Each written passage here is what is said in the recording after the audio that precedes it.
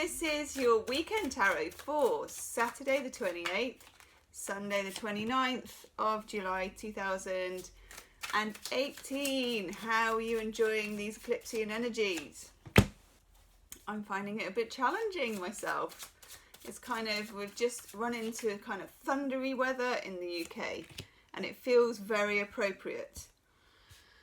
It's kind of, you know, like this. Valentine is asleep on a jumper downstairs, which she's very pleased with because it's one that she's not supposed to be asleep on, which is, of course, the best kind.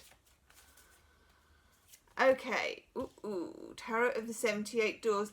And also, you lot got me thinking, like you do.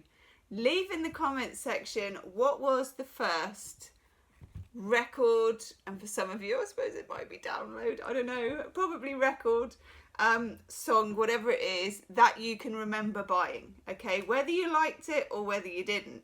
I said about mine the other day, you know, some days I like that song, some days I don't, but hey, it was the first song I bought, so you know what I'm saying, people. Yeah, leave me a comment in the comment section. Just let me know what was the first song you bought. Alongside that one, I think I bought Woman in Love by Barbara Streisand. Love a bit of Barbara Streisand. And Jerry Rafferty, Baker Street. That's what I was into. So yeah, let me know. However horrific or fantastic. Whoa. Okay.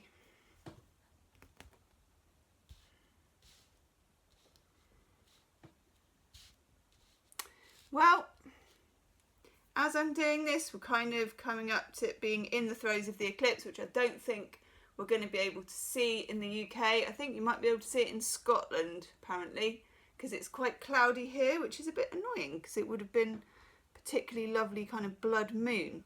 Right. High Priestess in the reverse again. We've had this 3 times in the last week. It's a funny message, this, but sometimes, and this is the message I get from it, and it's a bit woo-woo, but I'm getting it anyway. Sometimes when things are going on with the universe and the astrology and the whatever you want to call it, the ether, which it definitely is at the moment, and I know out there some of, you know, the emails I'm getting, the readings I'm doing, I know that it's quite for people, and it definitely is for me. Sometimes it doesn't help to try and tune into it, and I know that sounds bonkers because you think, well, I ought to be, you know, at one, and we are at one anyway. But this is just my thoughts on it. You know, and we all know that I love Michael J. Fox, Back to the Future, the first one. I have the red gilet, I wear it in the winter sometimes. You know that first scene where there is a vehicle moving along, like a station wagon thing, and he gets on his skateboard and he kind of hooks onto it and he hitches a ride. And he's that kind of guy, isn't he? He's got that kind of juju about him that he uses the momentum of the truck to get to exactly where he needs to get to, and he happens to get there on time, okay? It's that feeling. So if we think of what's going on at the moment as spiritual truck moving, we're just hitching a ride. We're not talking to the driver, we don't want to get in, we don't want to be driving. We're just hitching a ride and seeing where it takes us. It's that kind of energy for me. We then have, this is a rather lovely card actually, we have the Sun in the reverse, which of course is quite apt when it's the eclipsean energy. So we'll go with that. And we'll take the rough with the smooth on that ride. We'll take the bumps in the road. Can't believe I'm going down a whole Michael J. Fox Back to the Future metaphor. But you know, it's a great film. It will hold up. The Tower in reverse. We've had that a few times as well, haven't we? Again, in fact, we may have had it yesterday.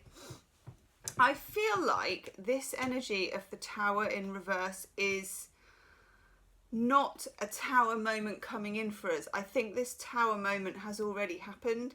I feel like it is either a gentle erosion that's been going on for a while, or it's the feeling of that. It's the the feeling of machines grabbing. No, it's the feeling of something building up and building up and breaking down. It's like an edifice, a belief, a knowledge, a relationship that has just deteriorated or become less valuable. For some of us, which has just come to me in a big way, for some of us, this is a pedestal that we put a person, relationship, job, whatever it is on, which is coming down, is the only way I can put it. 5 of Swords. This is my card that I call, it's Venus in Aquarius, but it's often as well, it's often the feeling of investment in someone who is indifferent to us, or something that is indifferent to us, something that doesn't shine on us, something that doesn't give or return our radiance. And sometimes, particularly if you're an empathic person, you are attracted to people who don't return that radiant investment, don't return the empathic gesture, don't feel for you how you feel for them, or even feel at all too much. And in a way, what that does in terms of spiritual growth is it does exercise or exorcise the empath to build boundaries, which is no bad thing. But 5 of Swords, it can be a bit of a painful lesson, as a lot of spiritual growth is, and it can involve putting people on pedestals that they then jump off, or if they don't have the decency to do that, then divine whatever comes in and you get the epiphany and the thing either goes and collapses in one great big thing or gently erodes over time. Then we have the 3 of Pentacles. I like this. This is somebody who is carving out some gorgeous stuff on a door. It's about building something up in a genuine way, quite slowly, but it also feels real. It feels really real. I mean, I am the most impractical person in the history of the universe. I can't even change a light bulb. By the way, Kelly Rosano once did a whole thing of 12 astrological signs and what does it take for a whatever to change a light bulb, and Pisces is, what does it take for a Pisces to change a light bulb? What light bulb? What light bulb? That is completely right. For me, March Pisces probably a bit different. But anywho, this is a real and yet not particularly glamorous carving out of not a new pedestal, but actually a door. Doors are a lot more useful than pedestals. And then in the middle of the reading, what a fantastic rendition of this card. You get the Chariot.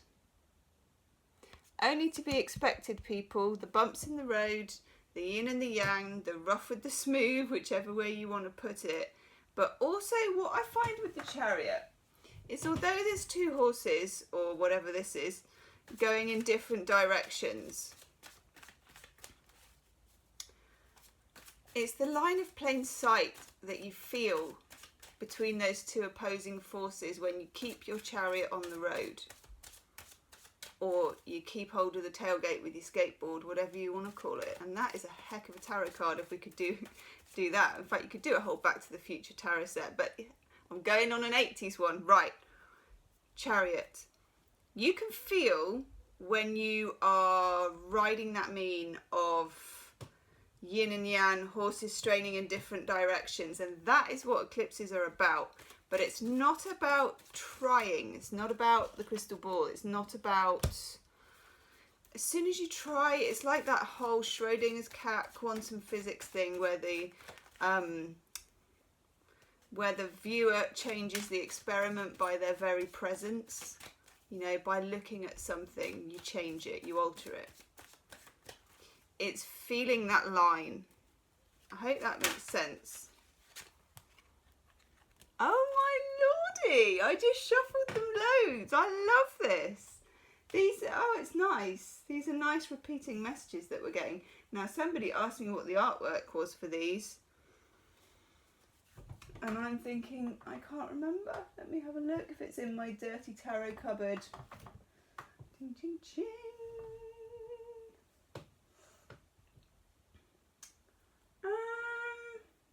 No. If you know what these cards are. Wisdom of the Oracle. They are called Wisdom of the Oracle. And I can never remember the name of the person who did it. So if you do know, I know a subscriber was asking the other day and I forgot to say what they are. They're called Wisdom of the Oracle. So if you Google that or go on Amazon, you'll find them. Now we get happy, happy again.